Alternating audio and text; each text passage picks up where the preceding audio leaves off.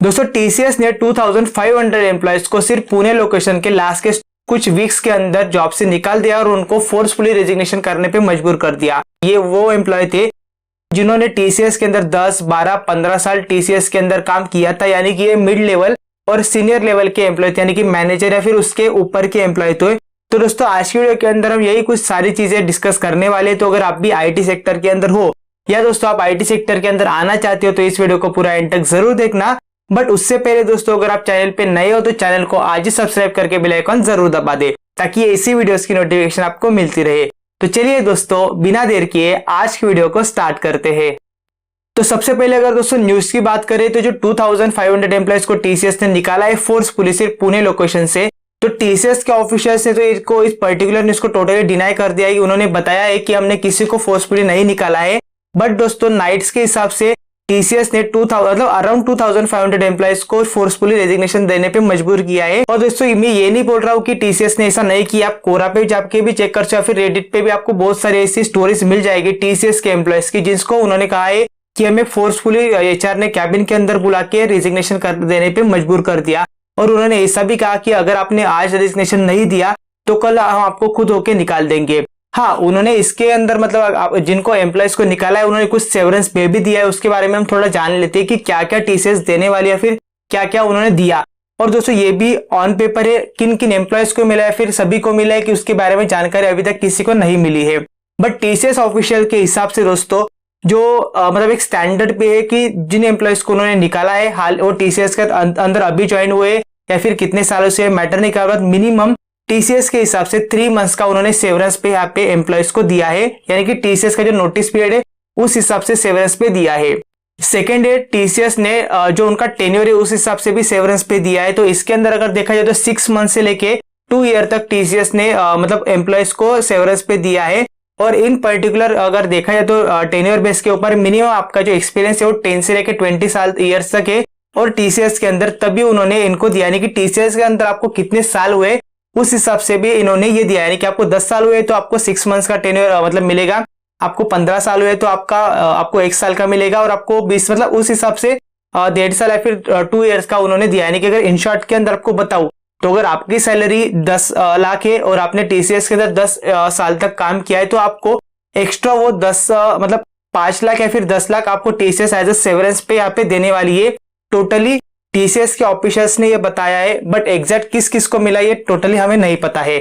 और इस हिसाब से अगर दोस्तों देखा जाए जैसे कि हाल ही में आपको बताया कि टीसीएस ने इनको तो निकाला है, बट जो लोग 8 मंथ से ज्यादा बेंच पे थे उनको भी टीसीएस ने जॉब से निकाला है। उन्होंने हाल ही में इसको बताया कि रिस्ट्रक्चर हम कर रहे हैं, बट दोस्तों रिस्ट्रक्चर अगर आप कर रहे हो और आपके पास कॉस्ट नहीं है, जैसे मैंने पिछले अगर आप वीडियो देखोगे तो उसके अंदर बताया है कि टीसीएस ने 12,000 एम्प्लॉयज को सिर्फ कॉस्ट के चलते यानी कि रेवेन्यू ना आने के कारण निकाला है। बट अगर दोस्तों रेवेन्यू के अगर चलते आप निकाल रहे हो तो आप इन पर्टिकुलर एम्प्लॉयज को सेवरेंस पे किस तरह से दे सकते हो। और ऐसा भी नहीं कि इन्होंने मतलब कुछ अलग से लिया। और हाल ही में अगर देखा जाए तो टीसीएस ने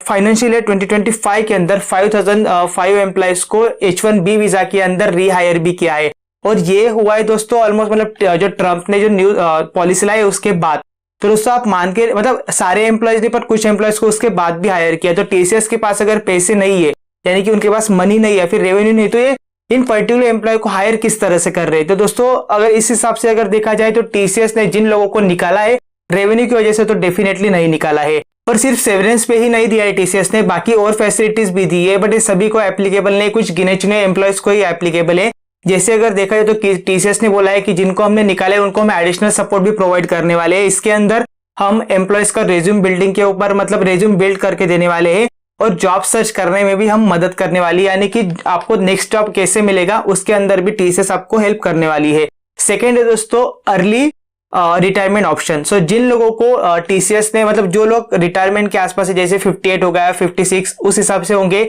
तो टीसीएस उनको अर्ली रिटायरमेंट बेनिफिट भी देने वाली, यानी कि अगर आप टीसीएस से रिटायरमेंट लेते हो अर्ली तो आपको इसके अंदर जैसे मतलब आपका हॉलीडे होम हो गया, आपका कुछ हेल्थ इंश्योरेंस हो गया, फिर जो पेंशन वगैरह है जो सारी चीजें वो आपको टीसीएस प्रोवाइड करने वाली है, भी सिर्फ कुछ गिने चुने एम्प्लॉयज को जिन्होंने टीसीएस के अंदर 15-20 साल निकाले हैं उनके लिए। और थर्ड है दोस्तों टीसीएस आपको मतलब मेंटल हेल्थ काउंसलिंग भी दे रहे फ्री में दे रहे, यानी कि ऑब्वियस है दोस्तों आप अगर रेडिट पे जाओगे जैसे कि मैंने आपको बताया कि मैक्सिमम % एम्प्लॉयज को टीसीएस ने फोर्सफुली निकाला है, तो ऑब्वियसली मेंटल हेल्थ पे तो मतलब कुछ ना कुछ फर्क तो आने या फिर कुछ ना कुछ इफेक्ट तो आने ही वाला है। जैसे अगर दोस्तों देखा जाए, अगर आप मिड सीनियर एम्प्लॉय या फिर सीनियर एम्प्लॉय, तो ऑब्वियसली आपकी एज 40 के आसपास होगी। तो 40 के आसपास मैक्सिमम लोगों ने क्या किया है, होम लोन लिया है, किसी का कार लोन है, किसी के बच्चे मतलब हायर स्टडीज के लिए गए हुए, या फिर किसी ने लोन निकाला है एजुकेशन पर्पस के लिए। तो टोटली ये जो लोग थे दोस्तों टीसीएस के ऊपर डिपेंड थे, बट टीसीएस ने इनको अगर फोर्सफुली निकाला है,